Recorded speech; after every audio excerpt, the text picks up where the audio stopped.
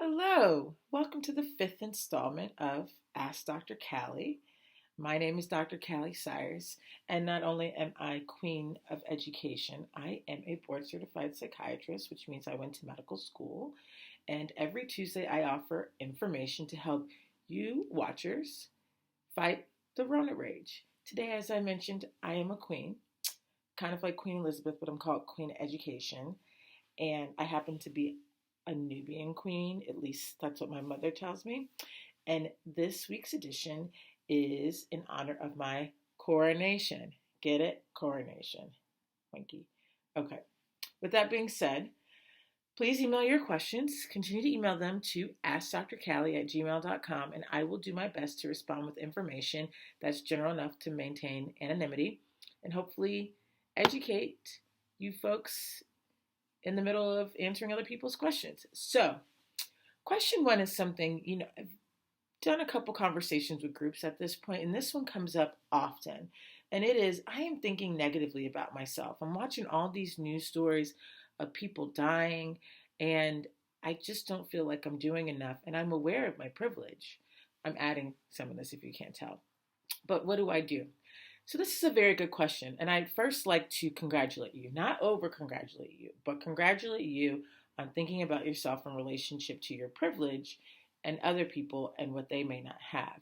And I will admit, those of us who are employed are privileged, those of us who are alive are privileged, and those of us who can actually shelter in place are privileged in ways that so many people aren't.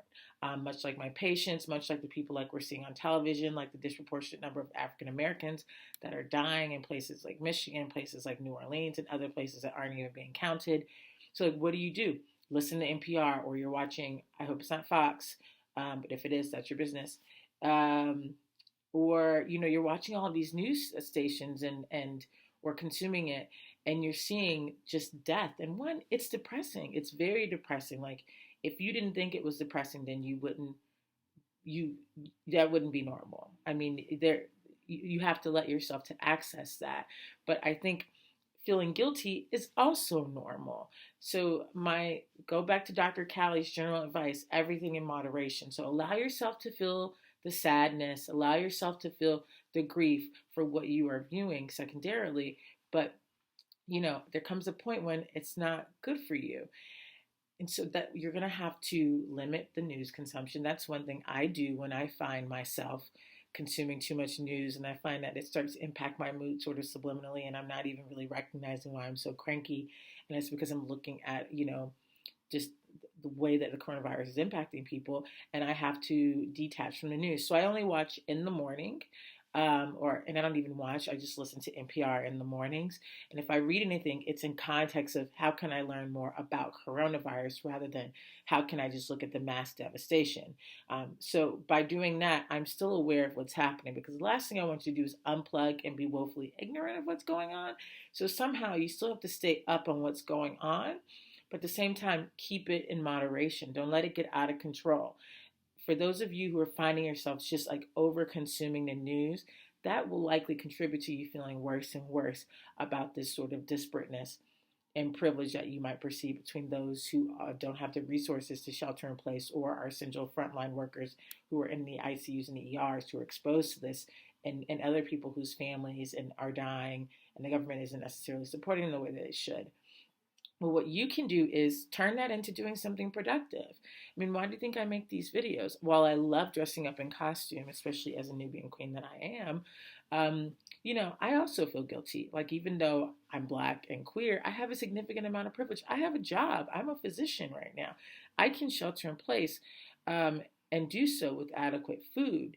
And so that's the second point that I'd like to make, is that privilege can also be it's objective and it's relative at the same time, but it has to do with context. So in the context of folks who can shelter in place and afford to do so, I definitely am on that larger scale, especially compared to so many people who have lost their jobs, like artists, particularly cashiers. I'm not in the front line. My nursing staff is going in to give injections to patients. And I experienced that just one day. I had to go in and give injections, and it was definitely not something that I think most physicians end up having to do, especially psychiatrists. And I was very aware of how privileged I am that now I don't necessarily have to do that because one of my, you know, some folks were okay. I'm just gonna ignore that. I don't want to tell anybody's business. Okay. Anyway, I am in a privileged position, and it's better to acknowledge the privilege that you have and do something with it. So if that means donating, if that means offering your services pro bono to someone, if that means just staying in place and acknowledging your privilege and not being too self-loathing about it, and in some way just calling somebody to look out, or going to support the local farmers market, whatever you can do. But if you're someone who happens to be in this category, I really hope you have access to help. And there are people like me who are making videos for whatever reason, even if it's a bit self-gratifying. We're also doing it for people who are stuck at home who may not be in the same position. So I really hope that that's an okay way of answering the question. I really just don't want you guys to feel too bad on yourselves, unless you're like this David Geffen person who's just like talking about I'm coronavirus and on a yacht. Don't do that. Don't do that. That's the wrong thing to do with the privilege, okay? So just remember, be humble and moderation. Think about your privilege. Do something with it if it's starting to get too overwhelming, and limit the consumption of things that are making you feel worse. Okay, question number 2. I'm excited for this question because I sought some outside counsel while my child dog, Freddie, was playing with his one of his good friends named Cosmo. So this question is, how do I tell my roommate or partner, if you all are living with someone, that I need more alone time? Or how do I stop burdening my roommate or partner with my neediness if I want to be in contact with them too much? And so this is also for those of you who may be living alone and you are calling friends or texting friends and you feel as if you're being too needy, or you or someone on the other end of that who has someone who's calling you, and you are trying to insinuate or convey that you need some alone time. This question is also for you. Why I mentioned Cosmo and Cosmo's mother, Dr. I know that she's doctor, but she's definitely very professional. Liza Harbison is a couples therapist who happens to live right down the street. And I asked her if you had one piece of advice to give to dyads. And I say dyads. I know that this is a word, this is two, duh. But in thinking about, old Freud and the Oedipus complex, why we talk about dyads and triads is that it's not just some little boy is competing with his dad for mom's love. That's not the way it works. Essentially, dyads and triads are important because it's how you incorporate another figure inside of a relationship. So dyads are you and a friend, you and your partner.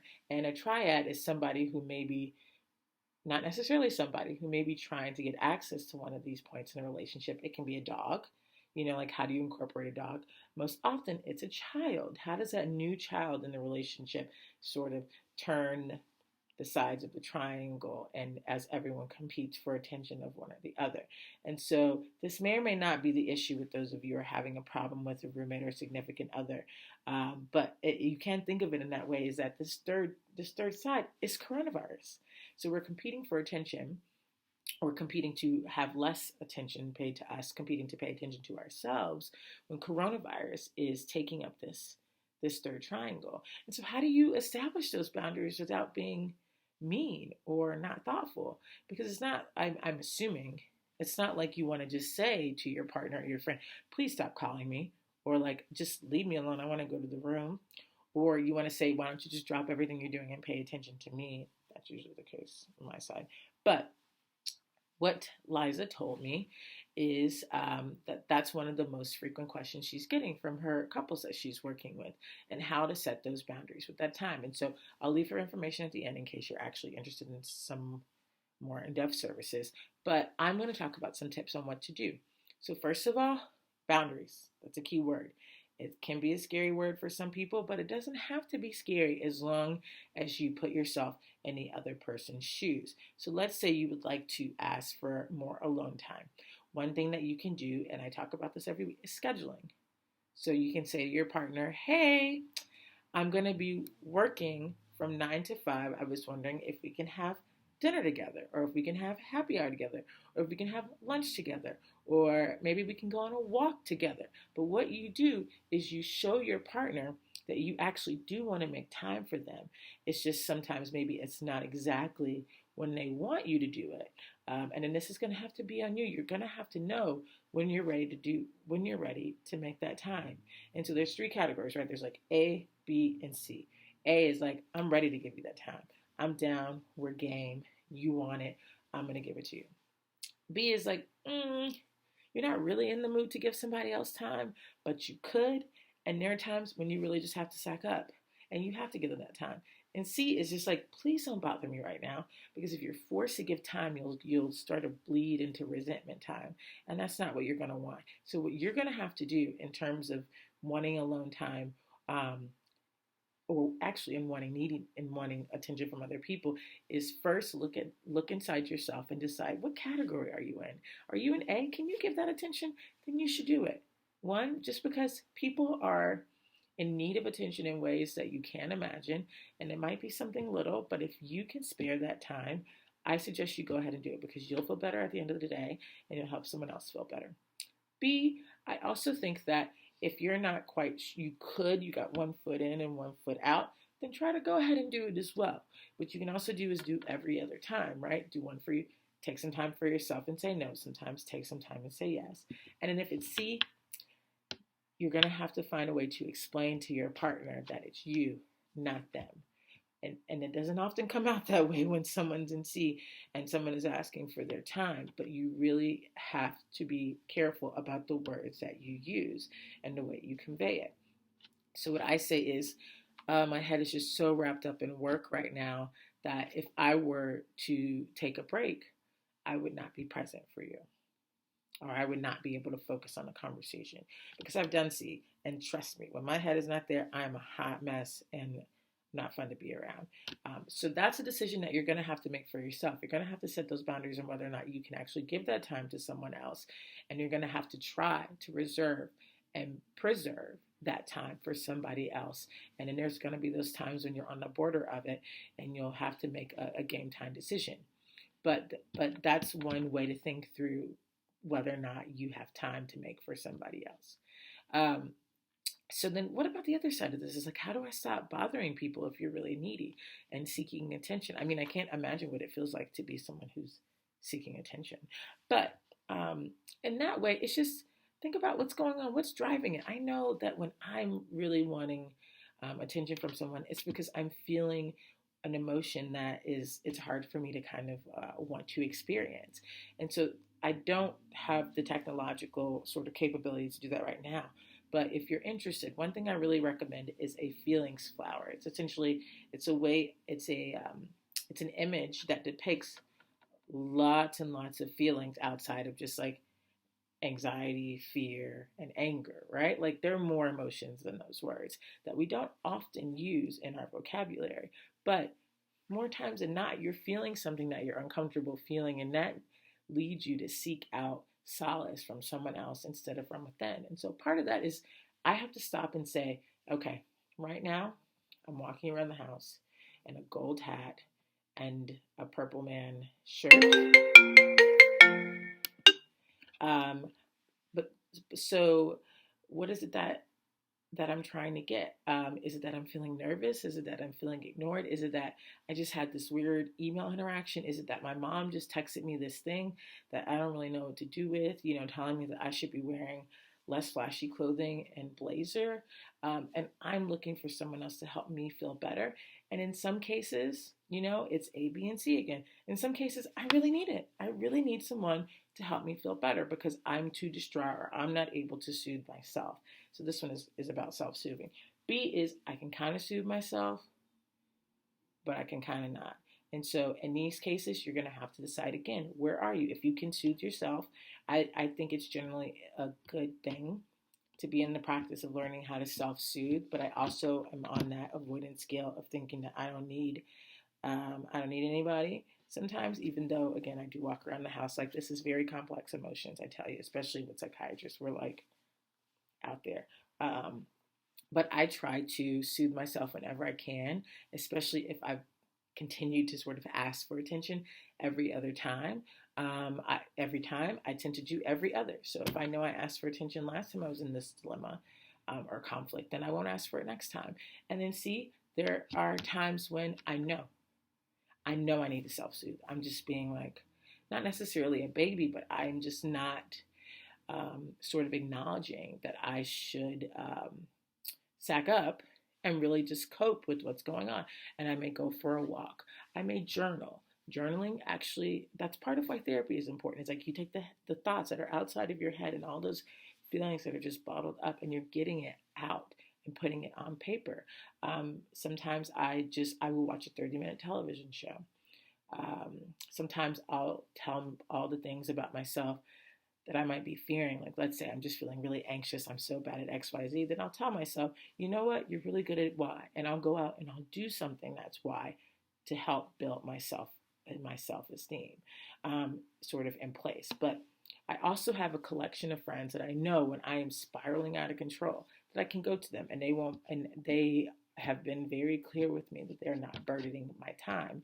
And I suggest you have the other sort of relationship, if you're on the scale of you want alone time, is that when you know that you need alone time, be able to have a group of people that you can say that with. And it's good to establish a relationship, being able to use this language in general. So I really hope that was helpful. I hope that I wasn't too distracting this week, and I'm really looking forward to speaking with you guys next week. And if you'd like more advice about couples, you can email Liza, and I'll post the email on a black screen after this, okay? Take care of yourselves. Please stay away from the Rona rage.